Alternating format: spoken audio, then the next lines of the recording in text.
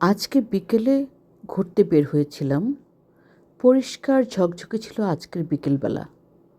সূর্য উঠেছিল তার নিজস্ব তেজদীপ্তভাবে। ঠান্ডা ছিল -5-এর মতো। তবে প্রচণ্ড বাতাস ছিল। রাস্তার স্নো সব গলে গেছে। আজকে আকাশটা খুব অদ্ভুত ছিল। দুই পাশে হালকা রংধনুর মতো হয়ে কেমন যেন অন্যরকম রূপ ধারণ করেছিল। এমনটা সচরাচর দেখা যায় না। তবে এদেশের আকাশের রূপ ক্ষণে ক্ষণে বদলায়।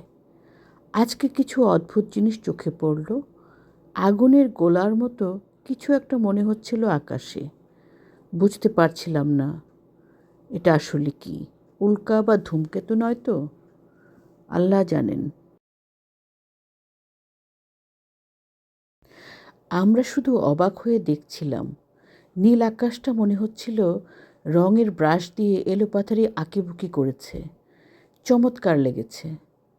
ভিডিওতে কতটা বোঝাতে পেরেছি জানি না। তবে খালি চোখে এই সৌন্দর্যের অনুভূতি বোঝানোর ভাষা আমার নেই। খুব ভালো করে খেয়াল করলে আপনারা বুঝতে পারবেন। আপনাদের কাছে কি মনে হচ্ছে এই আগুনের গোলা দেখে প্লিজ কমেন্ট করে জানান।